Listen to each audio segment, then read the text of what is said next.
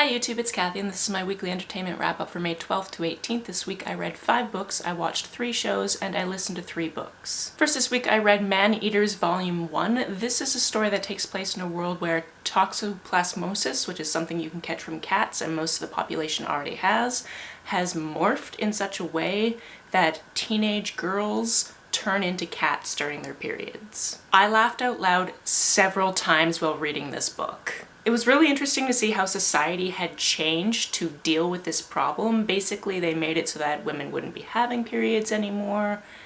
And they even went so far as to put more estrogen in the water and then have special water that was only for men. There was a lot of subversive conversation about the patriarchy and inequality, and there was a whole magazine issue in the back that was this magazine that was geared towards young men, and it was all about what to do if your girlfriend turns into a cat and things like that, and it was a delight to read. Next I finished 1,000 Beginnings and Endings. This was a short story collection and was also the group book for Asian Readathon. On a whole, I really enjoyed this. All of these stories were retellings of classic myths from Asia. But anytime I read an anthology like this, I'm kind of at a miss as to what to really talk about. Obviously I enjoyed some stories better than other stories, but on a whole I really enjoyed this collection. And I'm really glad that this readathon let me know about this collection because I probably wouldn't have seen it otherwise. Next I read another graphic novel that was Descender Volume 1. This one was recommended to me by somebody at one of my book clubs, so I decided to pick it up, basically so we could talk about it at book club this week. Not that that was the book that we read for that book club, but I knew he'd appreciate it. This one is set in the world sometime future where there was kind of a robot uprising and they're fighting against that, and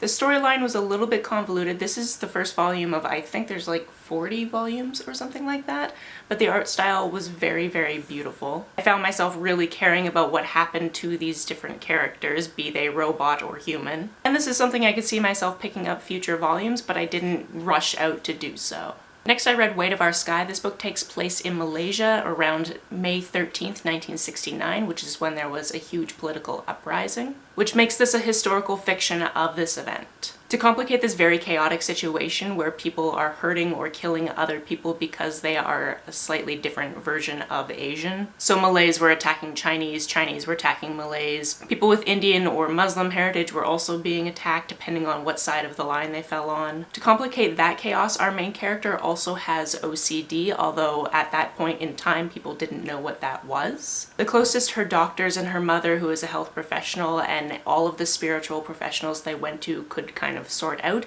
is she was being controlled by a jinn, which I hope I'm not saying wrong, but there's quite the possibility. In Western culture, we would call it a genie. That is the face they have given to this intrusive thought and voice that happens inside the main character's head. The most commonly reoccurring intrusive thought in the main character's head is that their mother is dead, and it comes with a lot of graphic imagery as to how she's died this time, so obviously this is heightened during this chaos. This was a fantastic book. The author has trigger warnings at the beginning because they want you to read it, but not if it's going to come to you being hurt by it. I felt I learned some history and it was very emotional to be inside this character's head. The final physical book I read was Final Draft by Redgate. I knew nothing about this going into it besides I liked this author. And even in the Asian Readathon spreadsheet, it was assumed that the main character was Asian. That is not the case, although one of their best friends was Asian. Our main character has an Ecuadorian father and a French-Canadian mother, and outside of her very small friend group, her family, and her creative writing teacher, she doesn't really do anything besides write. It is a lifelong dream for her to be a professional writer, and you really see her struggle through that and getting better with her writing and her characters and her settings and all of that throughout this book. This book also has on-the-page pansexual rep, which you know I was excited for. Certain events happen that do take this character to very dark places, so trigger warnings if you are going to be upset by that. On to what I watched this week. I finally finished the 2nd season of Fear the Walking Dead. I was kind of on a hiatus because the friend I've been watching it with hasn't been available to watch it, and he has the Amazon Prime and I don't, so had to wait on that. I feel like every finale of this show and the show it's based on can kind of be summed up in they're so screwed. And yet they continue to survive. Speaking of surviving, I also finished the 19th season of Survivor, started the 20th season of Survivor, and finished the 38th season of Survivor. Obviously I was happy that Russell did not win the 19th season of Survivor because that guy is terrible. Unfortunately now I have to watch him on the 20th season of Survivor because that is heroes versus villains and he is definitely a villain. As for season 38, and if you have not seen it yet, yet I'm going to do a slight spoiler, but I won't tell you who won. I know that there's somebody who watches my videos who's not actually going to see that episode of Survivor until tomorrow when this is posted because you're waiting to watch it with your boyfriend, so maybe just skip this section. I was absolutely crushed that Rick Devens did not win.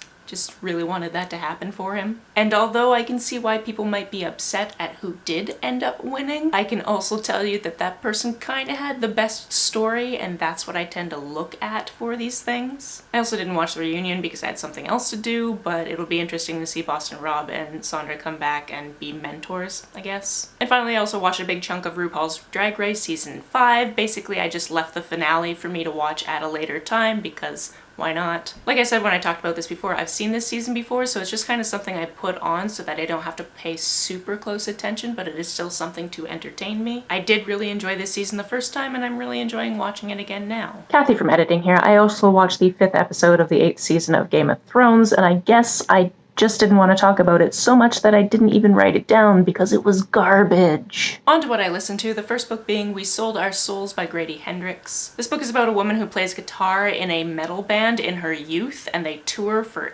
ages and ages, but they never make it big. And when we start out, she's now the night manager of a Holiday Inn. However, the guy she started the band with did make it big and is touring, and she kind of wants to reconnect and talk to him about that because she never really got the money out of that she should because of a contract she signed. Occasionally we also get the perspective of this woman who is a fan of the guy who basically stole all the music and who really wants to go to one of his concerts, and they kind of meet up at some point. This is horror, it has a supernatural element, it was highly entertaining. I listened to most of it while walking around in a forest, so I will link that vlog in places. I think I just really get on with Grady Hendrix' writing style, and I plan to read more by this author. Next, for the Dragons and Tea book club, I read Dragon Pearl by Yoon Lee. This is a middle grade book in which there are different people that have different classifications of magic. And in this world, people think that fox magic is extinct, but this character and her family have fox magic. This magic comes with heightened senses and the ability to shift change and the ability to use charm, which is basically try to convince people with magic that,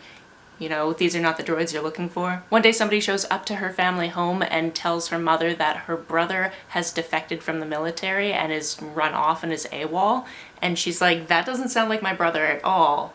So she leaves on a journey to find her brother. At the center of this mystery are rumors that people are looking for the Dragon Pearl, which is something that has the ability to terraform entire planets very quickly. Which is something her home world could definitely use because they live in a not great place. There were so many things I adored about this. It did get to the point where I had to suspend my disbelief because so many things happened, and obviously I didn't think that a 13-year-old was capable of a lot of the things that happened, but at the same time, I'm really good at suspending my disbelief, and it's fiction, and I was okay with it. I really enjoy the descriptions of different types of magic. I really enjoy the discussions between supernaturals and not supernaturals and the prejudice that comes with that, and also the different types of supernaturals. I also really enjoyed that we had at least 2 characters that used they them pronouns. It was great. There were definitely things that happened that I did not see coming, and I really appreciated all of the little twists that happened, even if they broke my heart. Finally, the last book I listened to this week was Girl Wash Your Face by Rachel Hollis. I had read her other nonfiction book earlier in the month and decided to go back and read this one, and I'm really glad that I read them in this order,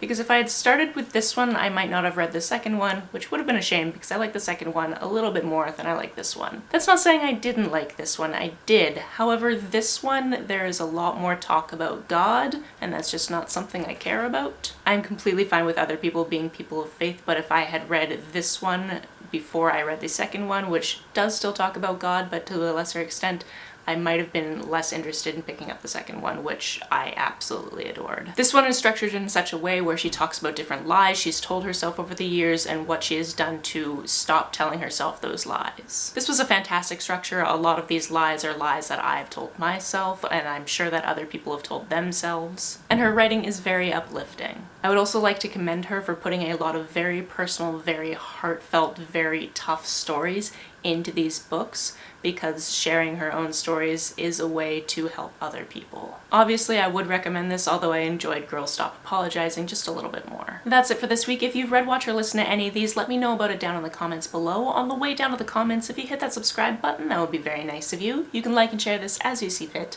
and I will see you very soon. Bye!